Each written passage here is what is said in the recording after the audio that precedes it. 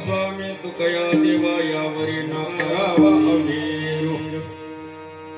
पुण्यवंत पाताळ लोकी नेला, दरिद्री तो भाग्यवंत केला. चोरट्याचा बहुमान वाढविला, कीर्तिवानाचा अपमान केला. धुंद झाला तुझा दरबार.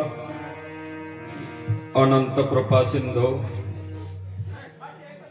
कृपा विभूषित रुक्मिणी प्राण संजीवन रुक्मिणी प्राणदाता अनंत गुण ब्रह्मांड नायक राजाधिराज योगीराज आनंद कंद सच्चिदानंद गण करुणावरुणालय भक्त वत्सल भगवान पंढरीश परमात्मा मर्यादा पुरुषोत्तम प्रभू रामचंद्र आई जगदंबा विश्व स्वराज्य संस्थापक शिव छत्रपती शिवाजी महाराज तुमचं आमचं ग्रामदैवत हनुमंतरायांच्या चरणारविंदी सेवा समर्पित करण्यासाठी म्हणून दाखवलेला अभंग.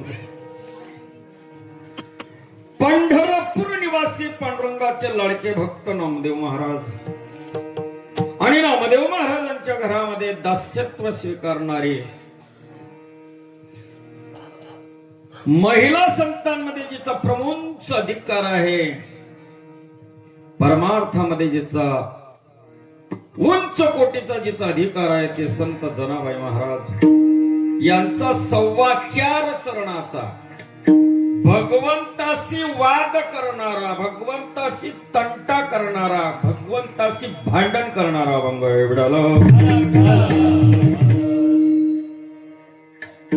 या अभंगाची गंमत अशी आहे, आपल्या जळगाव जिल्ह्यात जर हा अभंग सोडवायचं म्हटलं तर गोविंद महाराज वरसाडेकर आणि तुकाराम बाबा चिंचोलकर या 2 व्यक्ती या अभंगाला सोडवतात. पण सांगू तुम्हाला, आज सुद्धा तुम्ही गाथा उघडून बघा जनाबाईचा, पांडुरंगी अंधेरी सरकार हे वाक्य नाहीच आहे, पण आपण म्हणतो आगेसी आई पिछे ढकाई, जसं संतांनी लिहिलेलं तसंच जवाई बापू. पांडुरंगी अंधेरी सरकार नाहीये, 4.25 चरणाचा अभंग आहे. या ठिकाणी गंधर्व कोकिळा गायन सम्राट विद्यावैभव रावेर तालुक्यातला अतिशय बुलंद तोप आमचे जवाई बापू नामदेवजी महाराज नेतेकर. गोड आवाज आहे दादा, कोकिळासारखं गायन आहे. आणि त्यांच्या शेजारी आज ज्यांची प्रार्थनीय उपस्थिती आहे ते आपल्या परिसरातलं वैभव किशोरजी महाराज भोरसकर. गोड असं व्यक्तिमत्व या ठिकाणी आज उपस्थित आहे. त्यांच्या बाजूला विठोबाजी महाराज घाडवेलकर. मूर्ती लहान आहे पण कीर्ती महान आहे. अतिशय गोड असं गायन आहे. या ठिकाणी त्यांच्याच बाजूला असलेले अतिशय ऑर्गन वादक, भागवतामध्ये रामायणामध्ये साथ करणारे आमचे नाना महाराज आंबावरला पाळमध्ये गाव आहे त्यांचं.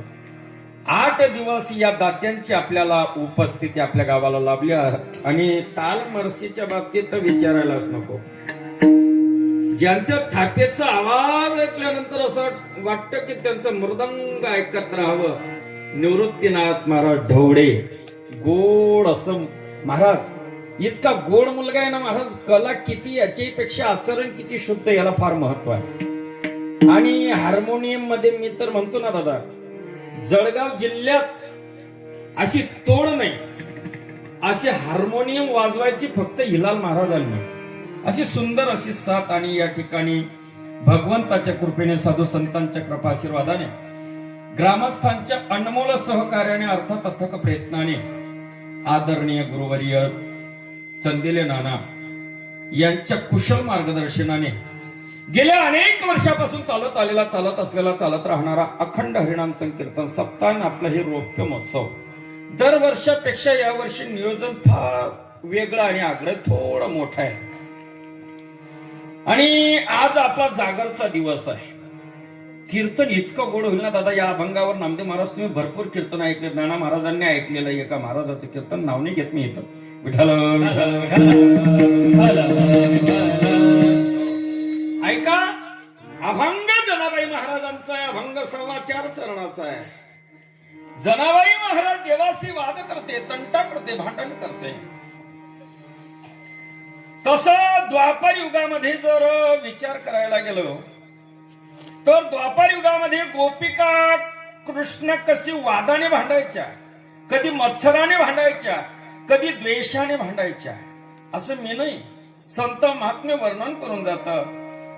ऐस्या गोपिका त्या अनुवाद करीती. वादाचे 4 प्रकार आहेत. एक अनुवाद, दुसरा संवाद, तिसरा विवाद आणि चौथा आहे वाद. देव आणि भक्तामध्ये जो केला जातो, जो होतो, त्याला अनुवाद म्हणतात. सर्वांगाचं कान करू नये का? देव आणि भक्तामध्ये जो होतो, केला जातो, त्याला अनुवाद म्हणतात. गुरु आणि शिष्यामध्ये जो होतो, त्याला संवाद म्हणतात. आणि शास्त्रांचा जो होतो, त्याला वाद म्हणतात. म्हणजे काही ठिकाणी ज्ञानाने मोक्ष सांगितलेला आहे, काही ठिकाणी भक्तीने मोक्ष सांगितलेला आहे, काही ठिकाणी कर्माने मोक्ष सांगितलेला आहे, काही ठिकाणी योगाने मोक्ष सांगितलेला. हा वाद आहे शास्त्रांचा. आणि कारण नसताना जो होतो त्याला विवाद म्हणतात, पण त्यालाही वादच म्हणतात. मग या ठिकाणी जनाबाई महाराज देवाशी अनुवाद करते. आणि अनुवाद जर करायचं म्हटलं तर देवाचा जनाबाईचा संबंध नुसता कलियुगापुरता नाही. जनाबाईचा देवाचा इथून मागे 4 युगापासून संबंध आहे. किती युगापासून बोलतोय? 4 युगापासून संबंध आहे. तुम्ही म्हणणार कस काय? थोडक्यात एका मिनिटात पटवून सांगतोच, ऐका. आतापर्यंत युग झाले 4. कृत, त्रेता, द्वापार आणि कली. कृत युगामध्ये सुद्धा जनाबाई होत्या. कृत युगामध्ये सुद्धा नामदेव महाराज होते. त्रेता युगामध्ये सुद्धा जनाबाई होत्या. द्वापार युगामध्ये सुद्धा जनाबाई महाराज होत्या. आणि कलियुगामध्ये सुद्धा जनाबाई महाराज. इकडे लक्ष द्या. योग क्रमांक 1, अवतार क्रमांक 1. कृत युगामध्ये भगवान परमात्मा नरसिंह अवतारामध्ये होते, तर नामदेव महाराज प्रल्हाद या रूपामध्ये होते. मी नाही, संत असं वर्णन करून पुढे जातात. हिरण्य कश्यपूच्या कुडी नाम प्रल्हाद अवताराला.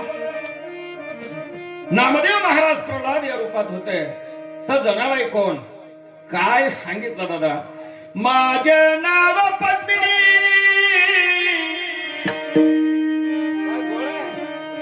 माझे नाम पद्मिनी, अंत्य दासीचे पद. पद्मिनी नावाची जी दासी होती ती जनाबाई महाराज. योग क्रमांक 2, अवतार क्रमांक 2. कृत युग गेला, त्रेता युग आला.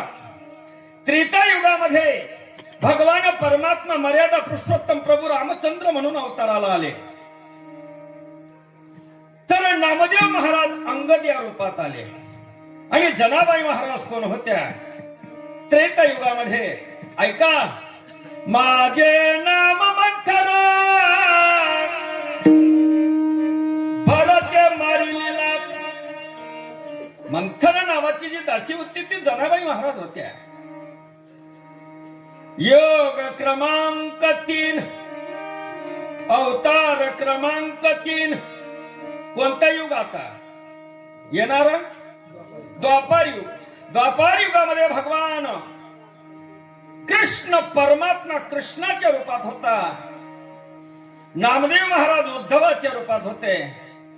आणि जनाबाई महाराज कुब्जा दासी म्हणून होत्या. आणि कलियुगामध्ये तोच परमात्मा विटेवर उभा, कटेवर हात आहेत, चंद्रभागेच्या तीरावर उभा. तो पांडुरंग पांडुरंगाच्या रूपात आहे. नामदेव महाराजांच्या रूपात आहे. आणि जनाबाई जनाबाईच्या रूपात आहे. मग असा कोणता प्रसंग जनाबाईवर ओढवला असेल? तसा अभंग जनाबाईचा सांगितला. जनाबाई कोणत्या? परभणी जिल्ह्यामध्ये सध्या तो तालुका आहे गंगाखेड, त्याचं नाव आहे. गंगाखेड गावातल्या रहिवासी जनाबाई महाराज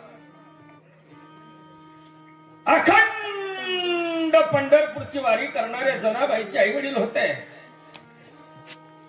अनेक वाऱ्या संपल्या.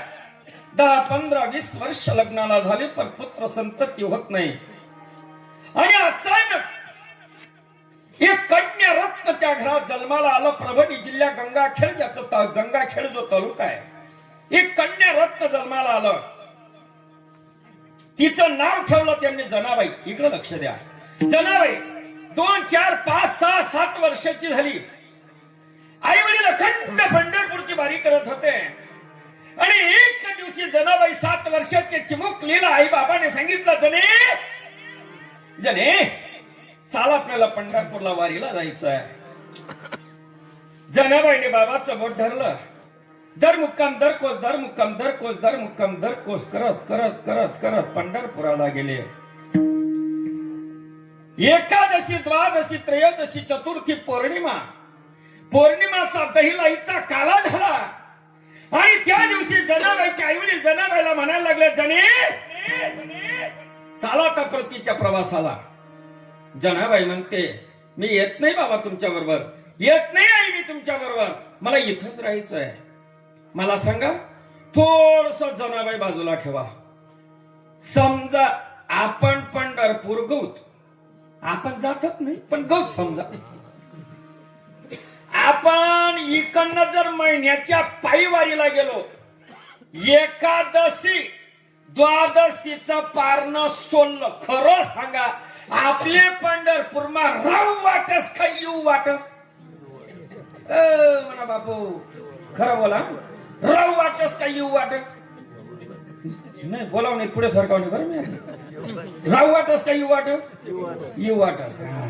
काय गोड बोला ना रे म्हणा बाप. अशी महिने विरणी का तुम्ही येऊ वाटस म्हणता? येऊ वाटस, खरं सत्यता आहे त्याच्यात. येऊ वाटस. हो, जनाबाई महाराज एकादशी, द्वादशी, त्रयोदशी, चतुर्थी, पौर्णिमेचा दहिलाईचा काला झाला. आणि जनाबाईच्या आई वडिलांनी सांगितलं, जने चाल ना घरी. जने म्हणते, नाही नाही नाही नाही, मला यायचं नाही, मला इथंच राहायचं आहे. महाराज, जनाबाईचा फार मोठा अधिकार होता. जनाबाई भक्ती देवाची करायची आणि सेवा मात्र साधूची करायची. लक्ष देऊ नये का? कनेक्ट होऊन कीर्तन आहे का? जनाबाई भक्ती देवाची करत होती आणि सेवा साधूची करायची. आणि जर साधूची सेवा केली ती देवाला आपोआप पावते. असं मी नाही, तुकोबाराय म्हणतात.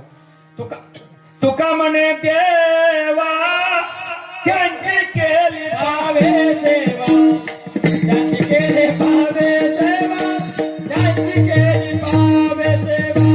तुका म्हणे देवा त्यांची केली भावे देवा, त्यांची केली भावे देवा, त्यांची केली